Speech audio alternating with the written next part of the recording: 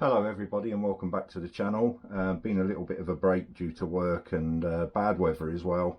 It's not all just work. Just want to give people an update of what's going on.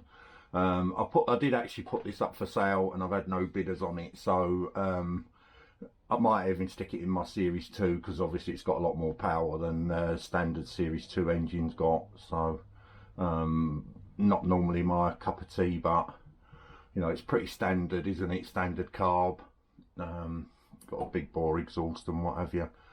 And all I'd have to do is change the rear hub to the white one, and I might change the cowlings because they're white, just to hide it that it's a tuned up engine, etc. It doesn't look it, does it? And we know all the work that's gone into it.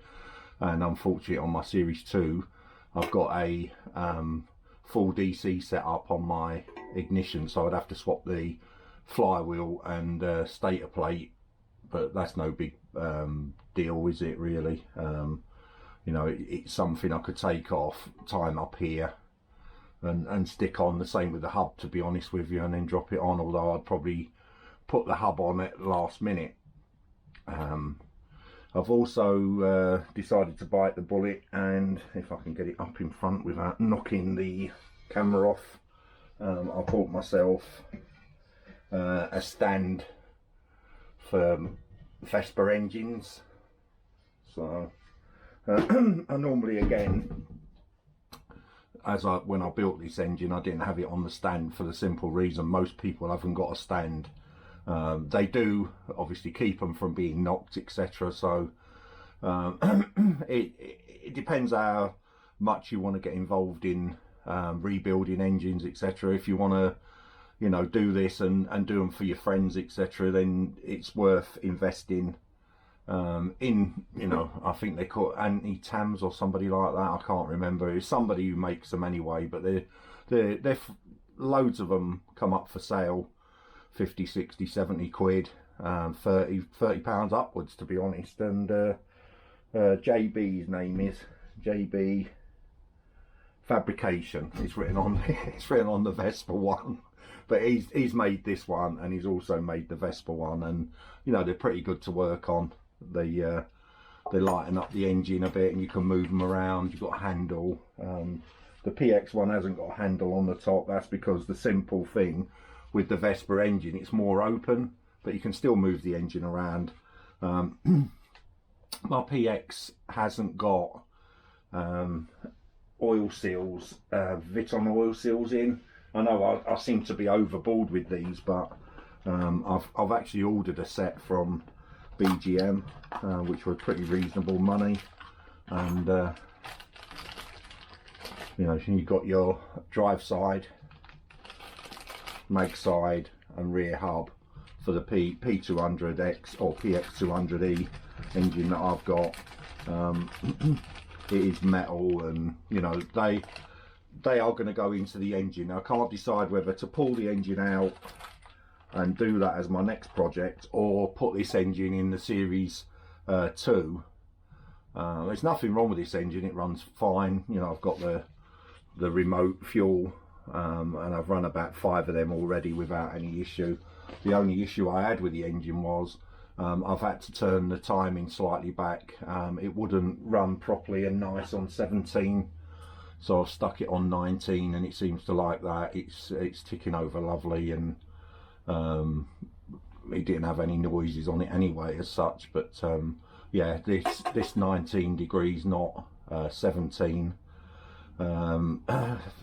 You know, everybody's saying 17 with the E10 fuel, and as you know, this has got Viton oil seals in it. The problem I've got between the Series 2 and this engine is the Series 2 engine has got a racing crank in it. This one hasn't. So if I was going to use this engine in the Series 2, it would have made better sense to put that crankshaft in here. But these things happen, don't they? I was only building it as a project anyway, with the proviso that if I didn't use it, then I could use it in the Series 2 if I wanted to, or you know, or wait my turn, even break it down again, because it's got plenty of good bits in it. Virtually new engine, isn't it? So But I've had plenty of people sharing it and what have you, and no takers on it. So, you know, I didn't build it. I don't need the money back, so I didn't build it to make a profit on it. It was put down as what it cost me to build, which wasn't cheap. Maybe I should have done a 200 block. That would have moved more people want 200s, don't they, and tuned up 200 engines. But then you've got, you know, you're talking over £2 grand, aren't you? Whereas, you know, 1260 is what I wanted for this engine. It's you know, it's got a new carburetor on it, air bellows. It's got virtually new everything on it, brake shoes.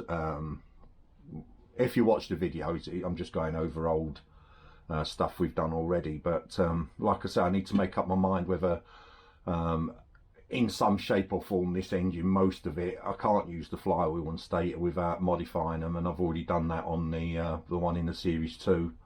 So I would be swapping the flywheel, and I'll be swapping the stainless steel parts, because I haven't got any stainless steel on the Series 2, and I've got no plan to change it from the original white. The problem is that the Series 2 runs like a clock. You know, I've done videos on that going out, and you can see it's not the fastest scooter ever made, but it's reliable. It goes, it kicks most of the time first or second time. You know, it's just a standard, or as standard as you can build it without having totally original Innocenti parts. It's got its original gearbox, all the clutch has been renewed on it. Like I say, I've got a racing crank, and I've got a brand new 150 top end on it, and I'm running an 18mm carb, not the original Series 2 carbs. I don't like them. I prefer these Series 3 carbs, the SH series. Easier to tune, and not so gas guzzling. You get a bit more performance out of them. So that's where I am at the moment. I've got loads and loads of bits and bobs, you know, and jobs to do. It's just finding the time to do them, to be totally honest. It's you know, I've had a couple of ride outs where I've been working during the day, and then you come home, and there is a run out today, and I'm absolutely knackered at the moment. So excuses. But I could have gone out today. The sun's out. It's pretty cold, but that's par for the course. I have to start putting this stuff back in so I can find it again. I've been buying up stuff like these, bits and bobs. You never have enough Dremel parts. I don't know what it is with Dremel. They seem to kill everything. You know, these wear out, flaps, etc. If you're doing any porting work, the Dremel, I think, is one of the best tools you can buy. Mine's actually out at the moment on the bench, but you know, they do everything basically. Tidy up aluminium, polish, do your porting on it. There was a couple of discussions I want to go as well with old school porting methods that work and have seemed to have disappeared for some reason. You know, people always open up the transfer ports and what have you, but there was an old school way of doing it, which is what was called knife edging, and where the transfer port walls are at the back of the piston, you would cut a V shape in there, almost like it, I would say, is, you know, shape of your thumb, going down both sides, and that would get more fuel in. It seems to have disappeared. They've opened up the ports. I've got a barrel over there I can show you. I have, but I have to dig it out, and it means stop starting. But I will go through, you know, showing how people used to tune, but there again, they were running on 5-star petrol, weren't they, or, you know, leaded, 4-star leaded at least. So, you know, we used to have decent petrol, whereas now I think they're just trying to kill everything that's on 2 or 4 wheels. That's government for you.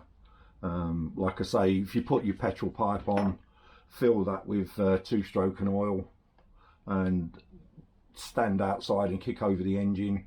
That's where these heavier engine stands are worth their weight in gold.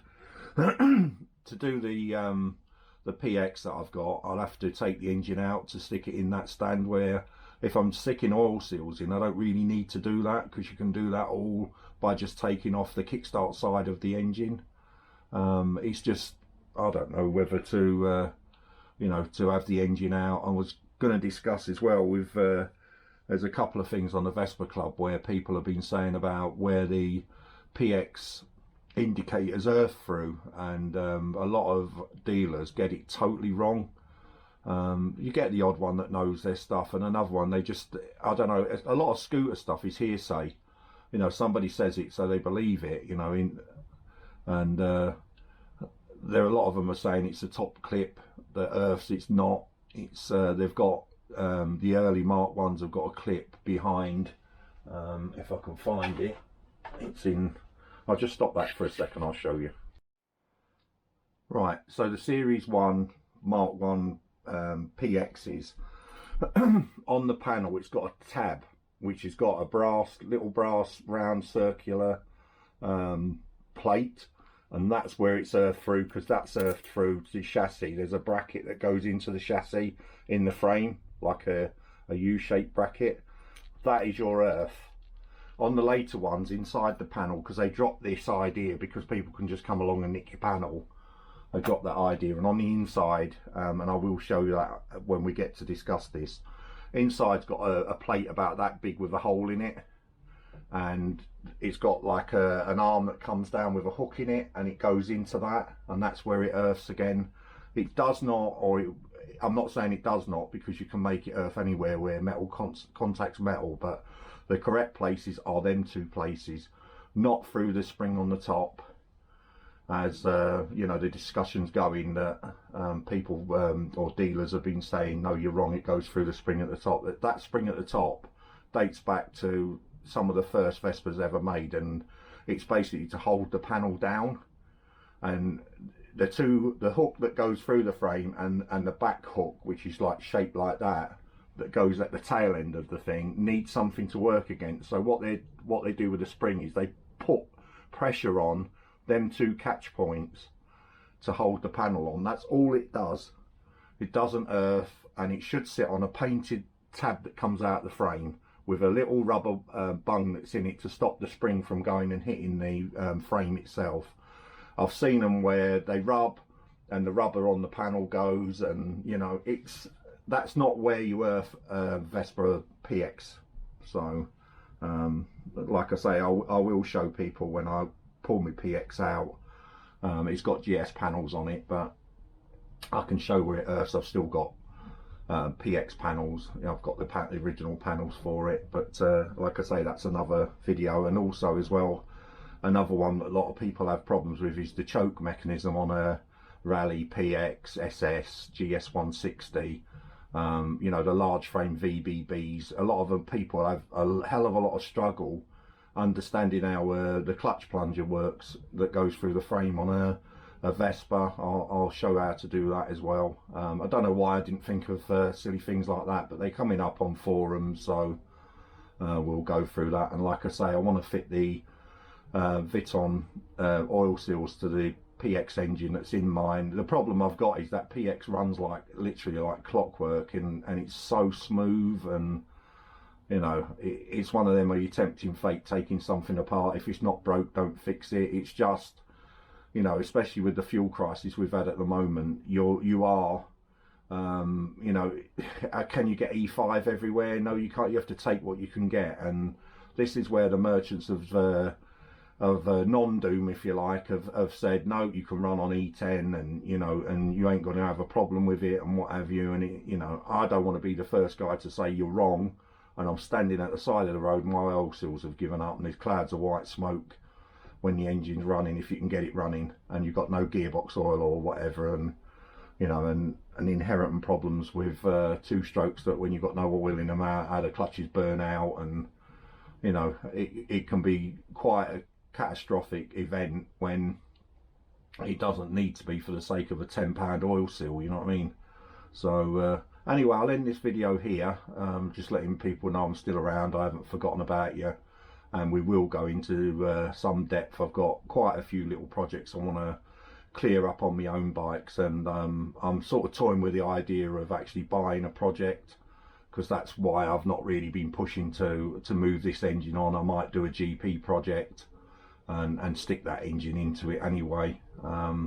There's been plenty at the moment where you know, they've been in parts and whatever. It's perfect for content for the channel, isn't it? Because you're starting basically with a frame with all the bits, how to put the leg shields on, you know, the panels. I've got loads of cables, and I've got virtually a full set of rubbers for a GP already, so it's not like it's you know, it's out of the realms of being done up. The engine can just bolt, that engine can bolt straight in and just sort out the length of the wiring on there, connect cables up, and fuel to the tank, and that's good to go. So, you know, stick a wheel on the back.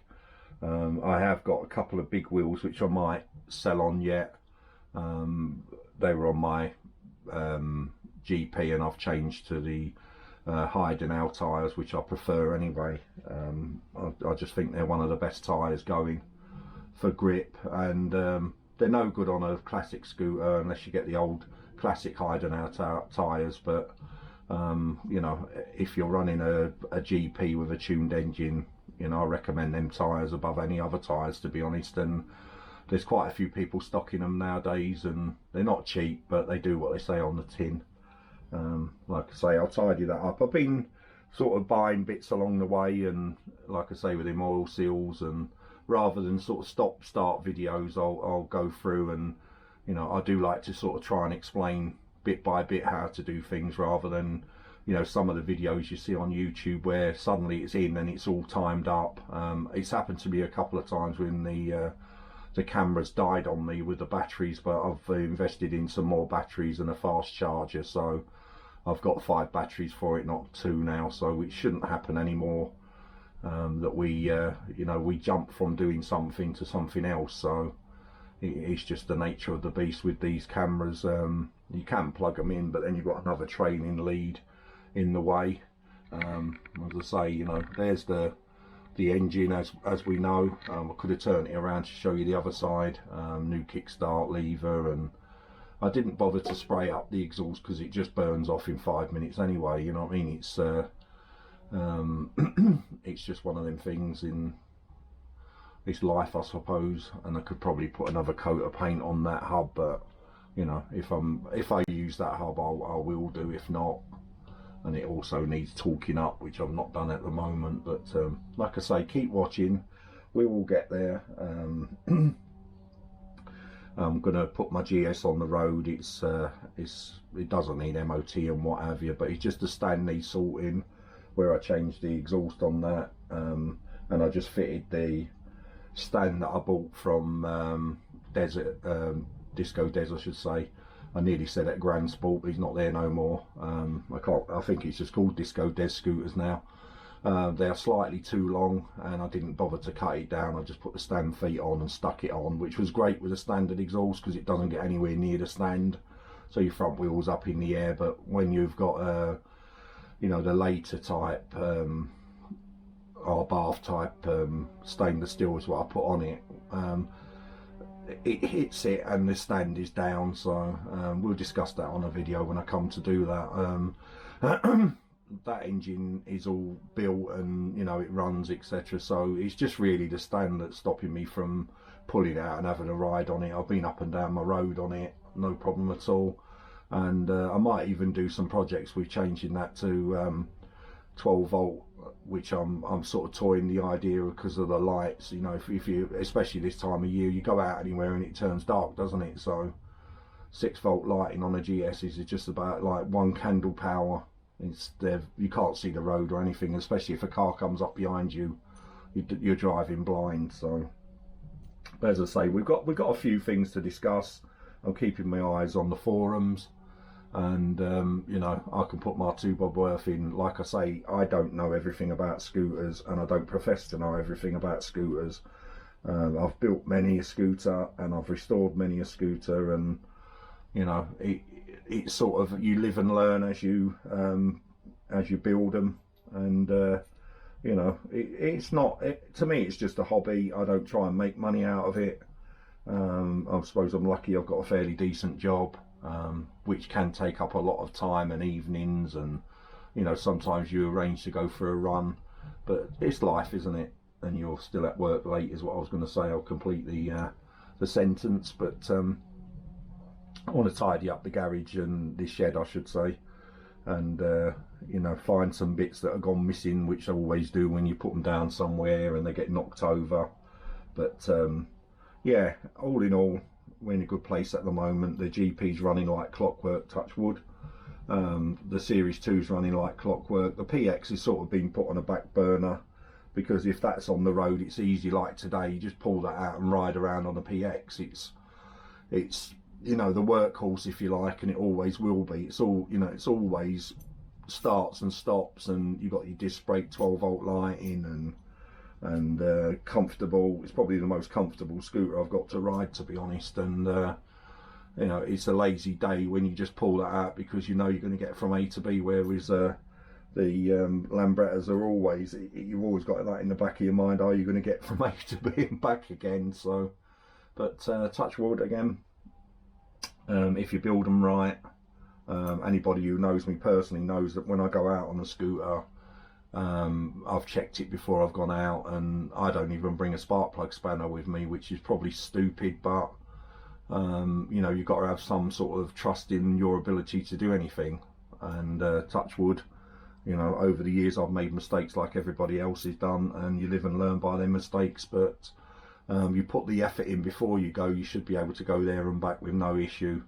Obviously, if you're travelling around the world or whatever, or using it every day for work, which I don't need to do, you need to keep on top of the maintenance a bit more, and chances of a cable breaking, you know, things like that. So you need the tools for a cable. You know, I'm not saying everybody drive everywhere with no tools. I'm just saying that, you know, you shouldn't really need your tools, and you shouldn't need clutch pullers, etc., if you look after your scooter in the first place. But you know, we have got them Scott of the Antarctic people on scooters that think they should be able to go anywhere on them, and rightly so. But you know, they do bring the kitchen sink with them, and you see them overloaded left, right and centre. Wonder why they're seizing and what have you. I'm no lightweight to start with, and you know, you get two people up, luggage, tools. You know, the poor scooter is lucky it can move, but you know, they're not really designed to be doing 80 mile an hour with that sort of weight on them, and they might be geared up wrong. You know, it's one thing to gear up a scooter for a single solo rider. It's different for gearing and jetting, etc., for you know, carting half your house with you every time you go out. So this is where I think tuners have a hard time, and people don't check stuff. You know, if you're tuned an engine, to me, the spark plug, get that out and keep checking it every time you come back from a run. Check it. That's your, you know, your safety valve, if you like. That will tell you how the engine's running all the time. Every single time you go out on that bike, that spark plug is your indicator. It could be your lifesaver as well, but that's another deviant from where we're going with this video. So yeah, it's just an update. Hope you got something from it, and you know, it's decision time really with this engine. Do I buy a project over the winter? And you know, I can spray, I can weld, so 99% of the stuff. And there's a guy called Trev's Blogs. If you ever want to do body work, I recommend on YouTube, go on to him. He's into the 40s 50s style stuff, but what that guy knows about panel beating, and when I did my GS up, it's like it saves you buckets of filler when you know how to, or you've been shown how to do hammer work, etc., and how to straighten panels and, you know, stuff like that. So his name's Trev's blog, BLOG. He does go out to some of the fun fairs, etc., and the 40s and 50s stuff. So he's got some good videos, and I highly recommend him. If you've got the time, look him up. It's well worth it if you're doing body work, especially on a Vespa. Lambretta, you can buy leg shields and panels if you can't panel beat, which is what I used to do in the past.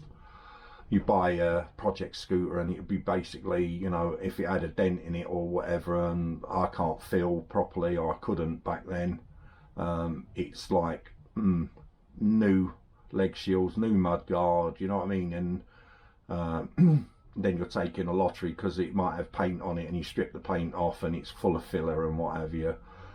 If you can use what you've got, you know it fits.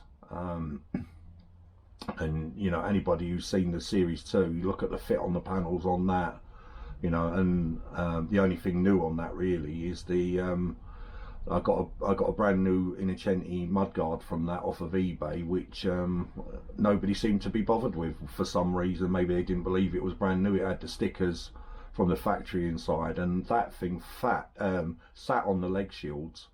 I've never had a mudguard fit so well. All the bolts, you know, everything just goes straight through, lined up. Normally with the copy stuff, you know, you're fettling and you're banging and you're knocking stuff to try and get them to line up. It's the nature of the beast, and I think Vespa people now, because Vespa stuff's becoming short, they're becoming the same. They're all moaning about stuff doesn't work no more. But Lambretta owners, if you've had a Lambretta for any time, buy stuff, don't expect it to fit. If it does, ka-ching, bonus. If it doesn't, you're fettling. This is where Dremels come in handy. And you know, if you're painting your own stuff, a little MIG welder or a TIG welder, if you can afford it, and you know, you can go to night college or you can practice on bits of metal. I'm not a welder by any means, you know, and I don't imagine myself to be a welder. I spend probably 5 times longer than a good welder can. You know, they'll do the job in one go, whereas I'm putting too much on, then I'm rubbing it down, filing it down to get it right, and then you go too far and you have to put some more on. But this is where I said to you before, you have got the time that a dealer hasn't got the time. Or a person that just restores them to make money. They can't invest, you know, weeks and weeks into a project like you can. So, you know, a dealer special, as good as they are and, you know, can be, if you take the time and, you know, you're willing to spend the money, because you're buying stuff retail as opposed to they're buying stuff at trade, you can do as equally as a good job, if not better than them. You should be able to get, you know, a Concur scooter together if you take your time, and if you use people, you know, like sprayers, even people to build your engine. If you don't know what you're doing and you're not going to chance it, then you know, you can build a scooter equally as good as a dealer for a lot less money, because you're paying for labor all the time, and you know, their markup on parts. And you can get parts sometimes cheap on either Marketplace or eBay or any of the other online sites. You know, some stuff does come up sometimes, and the timing's wrong, and people like my mudguard on my Series 2, you just, you know, I put one bid in expecting, hang on a minute, I better put some more money on that because I'm going to get outbid in the last minute, and nobody else bid on it. So, you know, I was paid £60 odd plus, I think it was £9.98 or something. It was under a tenner anyway for postage. So I paid like 70 quid for a brand new 1960s mudguard that fit like a dream. It just had their funny coloured, what do you call it, primer on it, you know, which I had to remove obviously because I'm expecting it to be rusty as hell, and it wasn't. You know, it didn't have a ding in it. Perfect. You just put a nice, well, I always use etch primer anyway, but you know, you put a nice coat of primer on that, a nice coat of paint, and it looks the dogs basically. It really does. And it's you know, it is original, it looks right, it sits right, and that's the difference between somebody who's under pressure. I'm not slagging dealers off because, you know, they do a good job, but they've got to get maybe a pattern one, and then it's up to the painter to get it to fit. They have to, you know, anybody who's building a scooter should build it first, take it apart, and then paint it.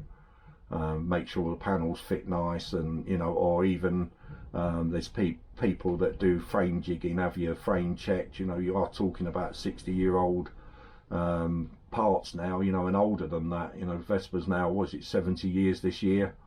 You know, if you're getting an old frame from somewhere, chances are somebody's been down the road on it, and you know, the frame's not particularly out of alignment, but it's been jigged and bashed with hammers and welded up, you know. And people who can jig them and put them square, it's my recommendation anyway, that you know, if you've got, especially with a Lambretta, where you know, an Indian one, they're not actually that good to start with. It's very rare to get a really nice frame from India.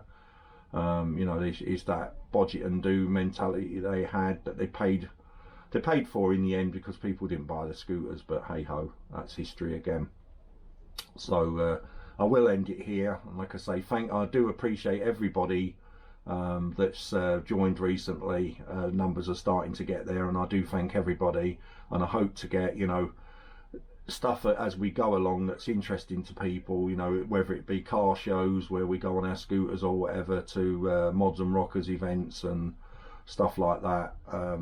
You know, it's finding the time sometimes when you got, you know, if I was retired, it'd be no problem. I go to every you know, event I could get to up and down the country. It wouldn't be a problem. It's when you know, you're working and it's every excuse in the book, isn't it? So pardon me, I'll jog on now, and like I say, keep your eyes out, and if anybody wants anything, you know, I've answered quite a few questions on scooters, and I've had some really good feedback, and I do appreciate people have taken the time to ask questions or to make statements, and so I've had some good ideas pushed forward of what other people do, you know what I mean? And yes, I've adopted a couple of them because I don't know it all. You know, all I've done is I've built scooters and, you know, sold them, bought them over the years, the same as everybody else. I'll make mistakes with them. You know, I've bought stuff and I've made mistakes and fitted pit. You know, the way you build a scooter as well. Some people, I always start with a stand on first, and then build it from there. So stand engine, back wheel on, forks in, front wheel on, handlebars on. You know, so you've got a rolling scooter basically, and then I leave the panel work basically to the last. So you get the bike running, tuned. You put all the guts in on a Lambretta or whatever. You know, it's how you build it. Other people like, no, don't do that. Put this on first because you know, when you've built that, then you've got problems getting to the screws and what have you. And it's like, yes, it's true. So, you know, like the rear frame badge on a Series 3, you can't really get your hand in there, and likewise with the catch for the seat. You know, the front one's okay because you've got in the toolbox, but the back one, the petrol tank's in the way and the frame's in the way. So, you know, put them bits on first, and yeah, it makes it easier. I don't know it all, like I say, and I don't profess to know it all, and I never probably will. I don't know anybody who does know it all. Personally speaking, a lot of people profess to know it all, and you know what, I'll leave it there, I think, because they start war with other people, and I don't need that in my life. So like I say, ride safe, be good everybody, and be lucky out there, and I'll catch you on the next one. Bye for now.